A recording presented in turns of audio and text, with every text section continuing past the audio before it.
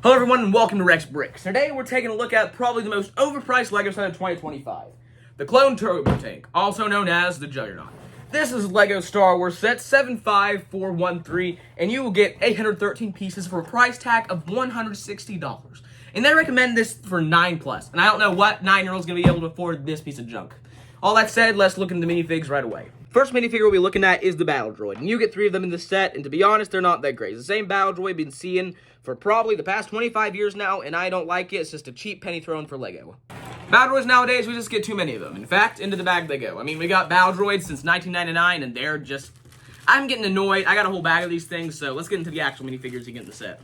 First minifigure, and probably the least exciting to me, is Ki-Adi-Mundi. I mean, we got pretty much the same exact variant of this guy in the 2018 Battle Pack, so it's not really that great. I mean, plain back, plain arms, arm printing, nothing special. He does have that nice new head mold, but other than that, I would say he's a pretty plain minifigure. Next minifigures you get in this set is 3 Galactic Marines. Let me tell you, LEGO almost cooked with these. Taking a closer look at this guy, we see he has a backpack which has no print on it. I mean, we have a Snow Trooper from 2016 had a back print on. I don't know why LEGO cheaps out. And the one thing I do not like about this guy is the lack of a waistcape. I know I complain about wastegapes all the time, but let me just say it, it's bad. They need them. It's the only way to fix it. People say dual molded legs, but I personally think a waistcape is the only thing LEGO should be doing. Also, we have a actually brand new helmet mold, and I was actually surprised when we first saw it, because most of the time LEGO, I thought they just used a Snow Trooper helmet mold, but they actually made a brand new one, and I love it. It's got some nice detailing in there. It's got little creases, and I just love it. Of course, under there, you have the standard clone face, since he is a clone trooper, and other than those few flaws, the waistcape and the backpack, I say LEGO cooked on this guy. A solid 8.5 out of 10 from me. The last minifigure you get in this set is Commander Picard. And let me tell you, LEGO, y'all did a sloppy job on this. First of all, we'll start with, he has no waistcape. I don't know why they're cheaping out, they ain't got a waistcape. Also, on the shoulder, this strap right here is supposed to have a maroon red stripe go through the chest plate, and they don't have that. And I mean, I don't know how we're skipping out on a $160 set that's already overpriced. And also his helmet, I love how they made a new mold. I do not like the execution. You can see the lines on his mouth do not exactly meet the lines of the gray strap on his cheek, and he just looks like a chipmunk. Like I had someone point out to me, he looks like Theodore from Alvin and the Chipmunks.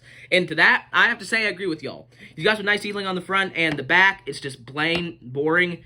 And yeah, it's basically they took a regular clone trooper, gave him some straps, a crappy cloth waistcape, and called it a day. For the minifigure selection on this turbo tank, I'm going to have to rate it, I'm sorry to say this LEGO, but a 5.6 out of 10. I mean, if they were perfect quality minifigures, that would be perfect. But for $160 sets, you get 5 regular minifigures, then 3 battle droids, just penny throw-ins. I don't see it. And with the inaccuracies we see on the clone troopers and the just more battle droid throw-ins, I'd say LEGO, y'all guys fell off. LEGO minifigures aside, let's take a look at the actual turbo tank. First complaint I have with this turbo tank right here is this stud shooter. I mean, stud shooters look ugly on the model. You can see without it, that section looks a lot better. And I find the stud shooter placement inaccurate because on the top in Revenge of this material, it fires missiles off the top side of it. So the stud shooter both looks better there, and for me personally, I just think they should have included it. I think stud shooters make the model look ugly.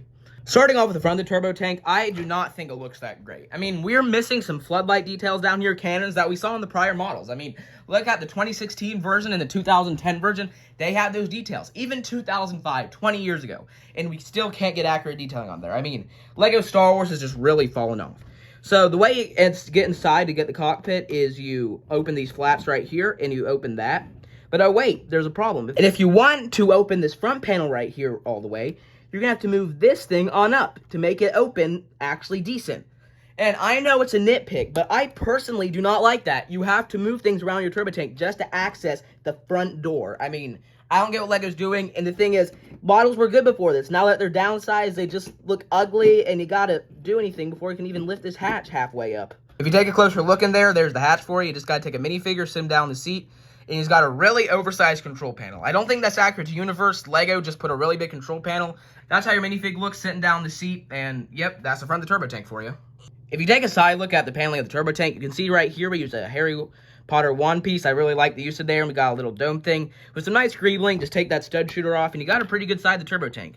Now, if you look in Universe, this red stripe's supposed to stop right here. I don't know why this used a gray tile for that. They didn't. It's inaccurate. I don't know what LEGO's thinking. But yeah, personally, I don't really think it's that great. So, to access the interior, you can pull this down, and you see in there, we got a tight interior. Luckily for us, the roof comes off, and you can have a little bit better access to the interior of your turbo tank. Looking in the interior of the turbo tank, it's not that great. I mean, yeah, 4 seats around 1 seat. I personally think that seat is the best seat to sit Ki-Adi-Mundi in, since he's got that long head thing, so you can just go on there. It works as any other minifigure seat. Sorry guys, I'm trying to hold this camera one-handed. And yep, he pops in there like any other thing. You shouldn't have any interference with the roof or anything like that. Pop that on there real quick, and yep, there you go. You can sit Galactic Marines in there without any interference. It should close up properly. And yep, it does right there. You got the side of your turbo tank in. Luckily, the backpacks can fit. We can't say the same for the other parts of the MTT. You also have some racks back here with holes to store your guns in, which I personally find is a great feature. Got a place to store your guns in the turbo tank. I'm surprised they were able to... We also got a compartment in here where we can store guns. I was honestly surprised you could do that, but yep, with the turbo tank, you can, even at the small scale. Moving to the back section, they really just did nothing with this. I mean, I don't know what they had going on. It's just, there's nothing. Like, it's just, they use it as a blank space. I'm guessing this up here is a place you could store Ki-Adi-Mundi's lightsaber, like a placeholder, but other than that, I don't really see any purpose for it. You just go close that back up, and yep, there's your MTT being chillin'. So right here, there's a hatch with a stud shooter, and there's a few panels down there, and yep, this place is a place where you can make a minifigure be shooting a gun. I don't know what's about that pose, I just think it looks really cool. I mean, that Galactic Marine right there is going to shoot down some clinkers. And this is the only time I think a stud shooter looks sick in a LEGO set. But to open the thing to get into your seat inside, you got to take this guy out. I don't like that design, I think it should have folded up with it, but you look in there, you got yourself a pretty cramped interior. And the thing I find very hypocritical about LEGO is they say they can't include waist capes on minifigures because they can't sit down. If you look at this guy in here, he cannot sit down with the backpack. So if we use that logic, you should remove the backpacks from the Galactic Marines. So you see here, you got to take off the backpack just to make this guy in. And luckily with the bracket, he fits in there just fine. He's controlling the backside. Sadly, one thing I don't like about the design of this MTT is that you can't see the minifig through the glass.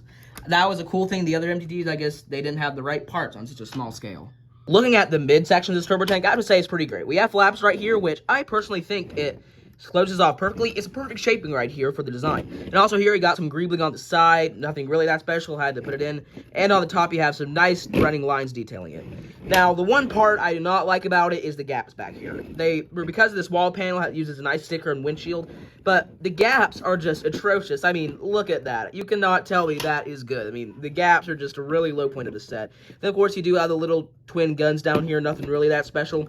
And it's symmetrical, so on the other side, it's the same exact thing. Looking at the bottom, you have some gun turrets on here. I don't really know why those are included. They're not in the actual movie. I guess they're like suspension joints, but yeah, kind of cool detail, but not really that much. The worst part, I think, on the front of this MTT is this crow's nest. I mean, it just seems like a useless inclusion. You put a minifigure up there, and yeah, he's up there.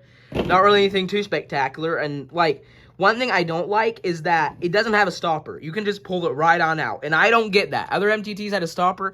To me, it just feels like a last-minute inclusion, like they had designed the full thing, and then LEGO came in saying, oh, you need a crow's nest, and they just had to quickly put this thing in. You can see right here that it's made possible by some Technic-Axle holes, and yeah, I personally don't like it. I think LEGO just came in last-minute decision. Focusing on the other tops of the turret tank, we got a little turret in here. Again, using that Harry Potter one piece. Got some greebling side things. Nothing really that special. The pod comes up, reveals your interior inside. Nothing really that great or extraordinary out of the lot. You got some things right here that hold it together. And yeah, back here in the back, we got the paneling. This can close down. Perfect. And yep, already gone over all those parts. You got a little turret in the section, which gives you a spot for a minifigure. But sad thing about the turret is you can't really... You have a big hole in your turbo tank, so yeah, the top is not really that great. One thing I do not particularly like about the turbo tank is its stability issues. I mean, I don't want to break my turbo tank, so I'm going to quickly cut to a scene of Solid Brick Studios.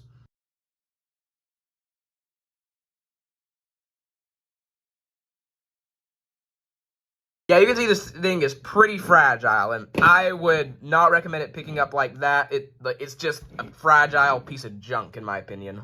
Now that we've talked about the main body of this turbo tank, let's talk about my favorite part, the wheels. The wheels do use a sand blue color, which I am not very fond of. I don't know what LEGO was thinking. If you look in Universe, they're supposed to be gray, but LEGO just went ahead and decided to make them blue. I don't know why. They're supposed to be gray, and LEGO just made them blue. Kind of like this piece up here. It's supposed to be gray, but now it's blue. So the main play feature on this turbo tank is the ability to roll it around. And it actually does have some great suspension, as you can see right there. So let's test what it can roll over. Right here we have a LEGO base plate. Shouldn't be that hard for it. Yep, it passed that test with ease. Next up, I got about a mid-sized book. Let's see if this turbo tank can handle that. Wow, actually surprisingly, it did a good job. It scaled that thing like it was butter. I mean, that's actually a pretty satisfying thing. I could do that all day. Right here, we got a Hardy Boys book, which is a bit thicker. So let's see if this thing can handle that. I don't think it will, but we'll see. Okay, yeah, I don't know if you can see that, but that is not...